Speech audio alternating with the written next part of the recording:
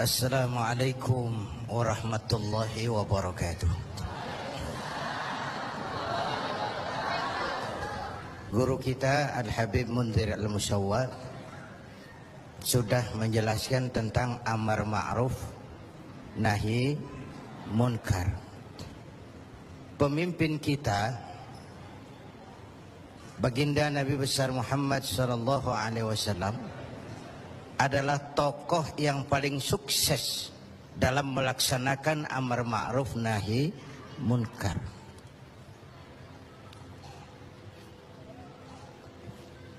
Berkembang dengan pesat, lain dengan agama-agama besar lain, kata Stoddard. Agama Buddha punya Raja Asoka, agama Persia punya Raja Cyrus, bukan Cyrus Sinaga, Cyrus. Agama Kristen punya Raja Konstantin. Mereka ini raja-raja besar dan berkuasa yang menunjang agama yang dianutnya dengan segala daya dan dana, dengan segala kekuatan dan kekuasaan. Lain dengan baginda Nabi. Beliau bukan raja, tidak anak penguasa, tidak pula orang kaya. Tapi amar ma'ruf yang dilaksanakannya berhasil menembus dinding Jazirah Arabia, mewarnai hampir 2/3 belahan bumi. Nah, saya mau ambil porsi apa landasan beliau dalam melaksanakan amar ma'ruf dan nahi munkar sebelum ke arah yang tadi sudah ditanyakan Saudara Agung. Pertama, landasannya adalah siddiq. Apa? Jujur. Sebab bagaimana orang mau amar ma'ruf nahi munkar kalau dia nggak punya kejujuran. Nabi kita itu lidahnya adalah hatinya, ucapannya adalah perbuatannya, perintahnya dia berwibawa, ajakannya diikuti karena beliau pelaksana pertamanya. Keteladanan. Kalau kita gimana mau berhasil amar ma'ruf? Cuma teriak, saudara-saudara, sedekah, sedekah. Yang teriak buntut gasiran. Mbahnya pelit. Jujur. Kata orang tua Melayu gini. Wahai saudara, adik dan kakak, peganglah jujur, jangan durhaka. Jauhi bohong, haramkan dusta, supaya hidup tidak ternista. Asik kan? Asik kan? Jauhi bohong, haramkan dusta, supaya hidup tidak ternista.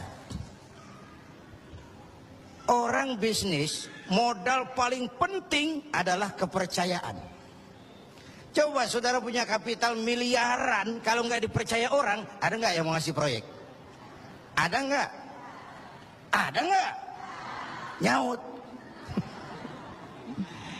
Modal utama dalam bisnis kepercayaan. Modal utama dalam memimpin kepercayaan. Modal utama dalam seluruh gerak hidup kita kepercayaan. Kalau hidup udah dipercaya, Bu, biar duit banyak juga enak rasanya. Bener. Kalau sudah dipercaya, walaupun duit banyak enak rasanya. Jujur. Bahkan ini modal utama kepemimpinan beliau. Bukan S3, enggak profesor, doktor, enggak. Al-Amin. Orang yang jujur. Dan itu yang kita perlukan sekarang. Gayus. Saya lihat bukan saja kasusnya aneh, penanganannya juga aneh. Orang sekali bergayus bisa ngobok-ngobok semuanya. Sekarang banyak yang telinganya pada merah, matanya pada pedas. Begitu dia nyanyi, bagaimana dia merambah kepolisian, merambah kejaksaan, merambah kehakiman. Lalu penanganannya juga aneh.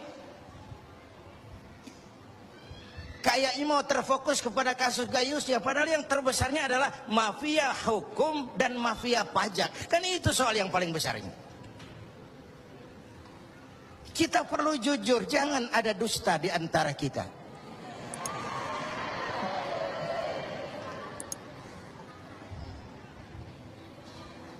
Apa tanda si bintang timur cahayanya terang sampai ke fajar? Apa tanda orang yang jujur? Hatinya mulia, ucapnya benar. Hatinya mulia, omongannya benar. Tidak pepat di luar, pancung di dalam. Menjegal kawan seiring, manis jika berhadapan, balik belakang lain bicara. Tiap hari kita ngadepin topeng. Topeng yang berkelip. Ini mukanya apa bukan sih? Ini omongannya apa cuma sekedar sebuah misi dan seterusnya. Pantas kalau satu saat seorang biang preman, mbahnya preman, datang menghadap baginda Nabi, dapat hidayah dia. Ya Rasulullah, saya mau masuk Islam, boleh enggak? Oh boleh. Ngucap syahadat. Selesai ngucap syahadat, dia bilang lagi, ya Rasul, saya kan sekarang sudah masuk Islam. Baik.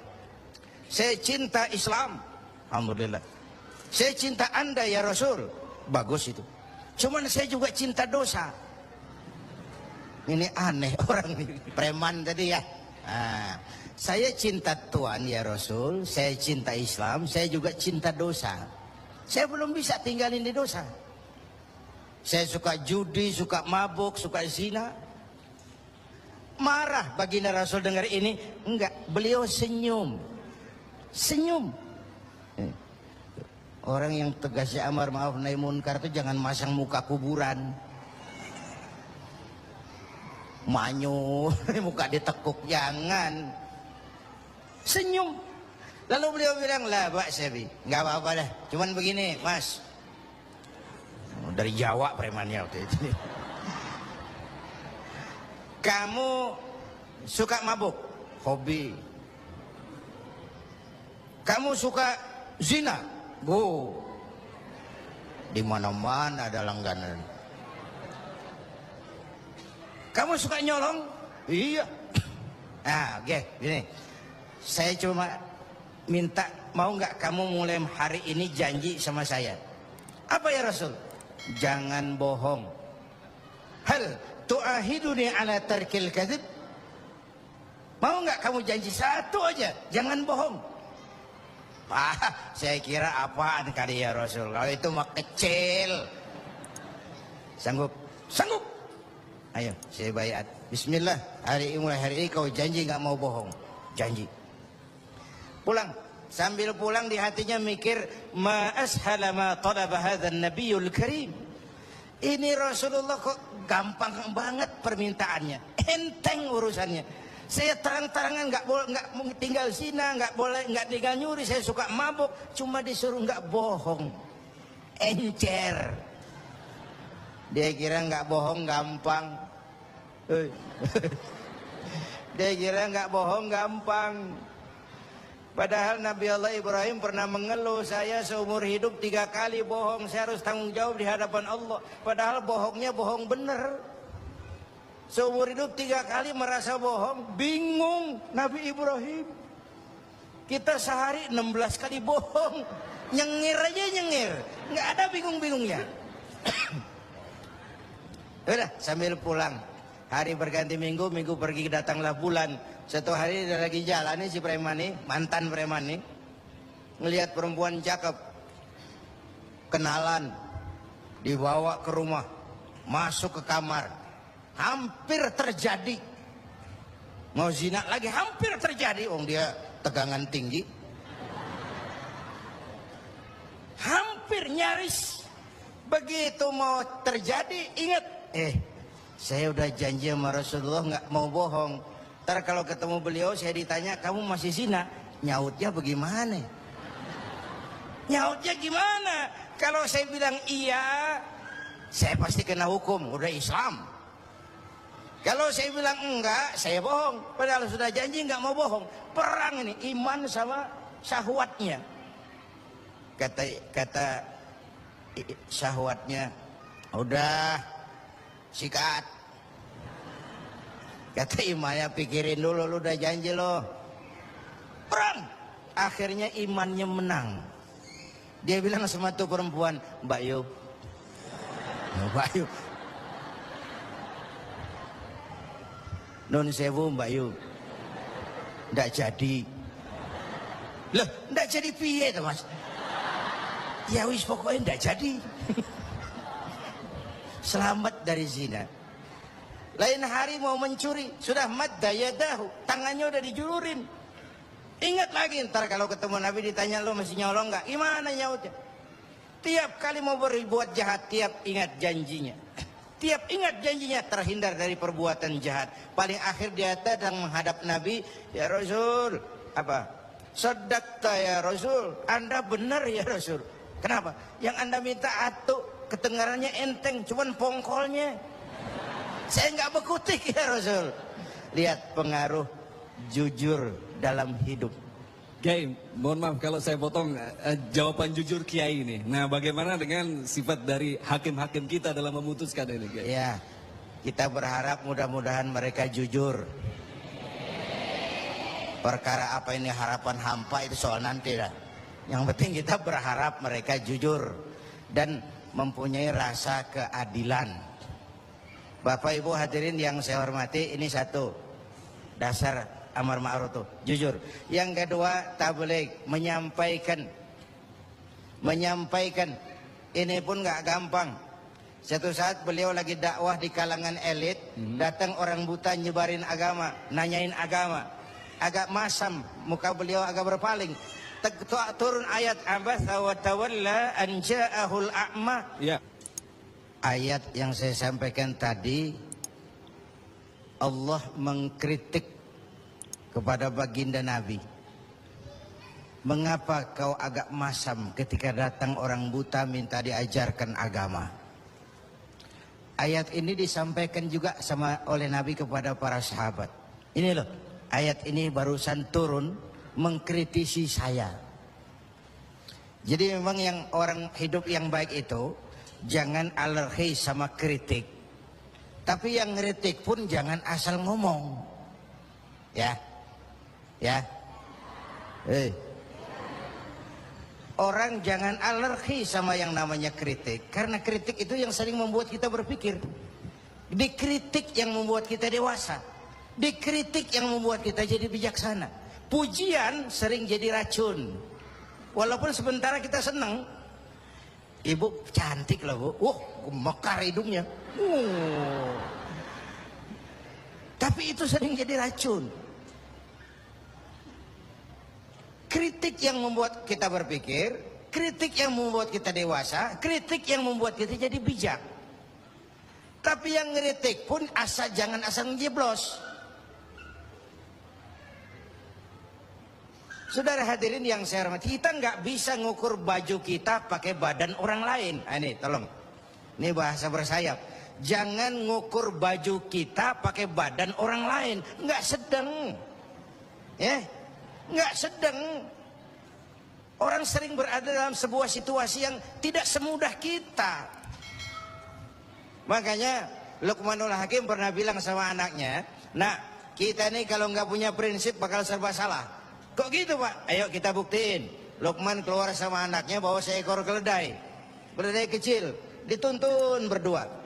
Lewat di tengah orang pada ngomong, anak sama bapak sama gobloknya. Bawa keledai bukan ditaikin, dituntun. Tolol. Nah kamu dengar nak? Iya, sekali kita salah. Sekarang gimana Pak? Bapak yang naik, kamu jalan. Jalan, lewat lagi di tempat orang ngomong lagi, bapak kagak tahu diri.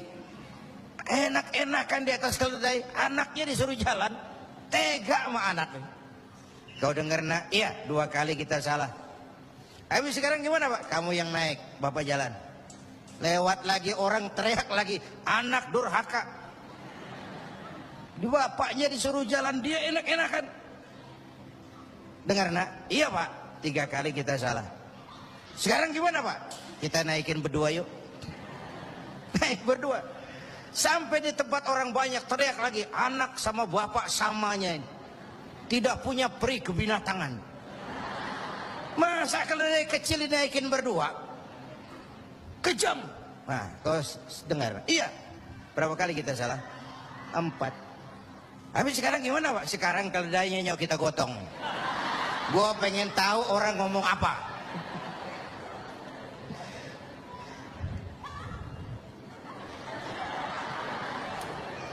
Begitulah Bapak Ibu hadirin, tanpa sebuah prinsip kita sering terombang-ambing. Makanya kita rakyat ini kudu punya filter. Rakyat harus jadi rakyat yang cerdas. Emas pasti kuning. Ya, apa semua yang kuning pasti emas? Rakyat harus cerdas. Ini nyengir tapi mikir nih, ya. Bapak Ibu hadirin yang saya hormati, karena itu kembali kepada sifat menyampaikan, apalagi yang menyangkut hak orang banyak. Orang-orang tua Melayu bilang begini, mengapa orang menembak ungka? Karena merengguh buah embacang. Kenapa orang banyak celaka? Karena serakah dengan hak orang. Anak udang dimakan itik, itik berenang di air timpas. Hak orang jangan diusik. Kalau diusik badan terhempas, hancur. Karena yang menyangkut hakul adami, hak-hak manusiawi itu harus dipenuhi. Tabligh menyampaikan. Ini kan kadang-kadang dari atasnya bagus, di tengah jalan banyak tukang sunat. Turun ke tingkat menengah, ini jalur birokrasi, sunatin. Turun lagi ke bawahnya, sunatin. Turun ke gubernur, sunatin. Turun ke wali kota, sunatin. Turun ke camat, sunatin. Sampai ke rakyat, ujungnya doang dikit bener. Kebanyakan tukang sunat di negeri kita. Belum lagi kerja mubazir. Itu ada pepatah orang Melayu bilang begini, wahai kawan, banyaklah zikir, mengingat Allah, janganlah mungkir. Wahai kawan, banyak berzikir, mengingat Allah, janganlah mungkir. Hindarkan semua kerja mubazir supaya hidup tidak terisolir. Kerja mubazir itu kayak apa? Kayaknya kenal Ja'ronah. Pernah dengar nama itu? 6 kilometer di luar Mekah itu ada Masjid Ja'ronah, tempat kita ngambil miqat ihram kalau mau umrah. Ja'ronah itu perempuan lugu. Ya tipis-tipis sama bego dah. Bego tahu bego? Minum es ditiup, nah tuh bego tuh. Dia kira ngebul panas. Ini Ja'ronah kalau malam nenun kain, siang dia rusakin lagi. Supaya apa? Supaya malam punya kerjaan, nenun lagi. Siang dia rusakin lagi, malam dia tenun lagi. Allah sindir kita dengan peristiwa itu, wala takunu kallati naqadat ghadlaha min ba'di quwwatin ankatha. Jangan kamu seperti perempuan lugu itu yang kalau malam nenun kain, siang dia rusak lagi. Malam dia tenun lagi, siang dia rusak lagi. Jalanan udah bener-bener dipaculin. Supaya apa? Besok punya kerjaan dananin jalanan. Berapa banyak proyek Ja'ronah di Indonesia ini? Tahsilul hasil, mengerjakan yang udah beres. Kan kerja mubazir.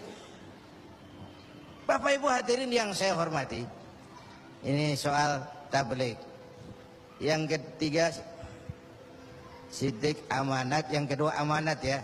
Yang ketiga tabligh. Amanat itu menyampaikan, bisa menjaga kepercayaan orang, itu penting. Itu amanah namanya. Menjaga amanah itu tugas yang mulia. Sama saja kalau tadi Habib sudah menjelaskan, amar ma'ruf itu hakikatnya nahi munkar. Nahi munkar itu ya amar ma'ruf, cuma beda orientasinya. Tapi dalam pelaksanaannya amar ma'ruf agak lebih tidak beresiko ketimbang nahi munkar. Kalau kita amar ma'ruf, paling-paling orang nggak mau gitu aja. Orang kalau diajak sholat nggak ada yang marah insya Allah, tapi nggak mau ya gitu aja. Tapi kalau dicegah judi, dicegah zina, dicegah judi, oh bandarnya kuat-kuat sekarang ini. Bandarnya kuat-kuat. Jangankan kelas kita, hukum aja bisa dijual beliin. Perkara bisa dijual beliin. Saya tempo hari saya bilang, rakyat kecil kalau mau laporan kehilangan ayam, itu kudu jual kambing. Harga laporannya mahal. Nanti berperkara kepengen menang, mesti jual sapi. Cuma mau ngurus ayam hilang, kambing hilang, sapi lengit. Itu kadang-kadang, ya kita nggak bisa, karena selalu ada permainan. Dan itu proses. Salah siapa? Ayo kita perbaiki sama-sama. Ini negara-negara kita. Kemerdekaan ditebus dengan keringat, air mata, darah, dan nyawa orang-orang tua kita.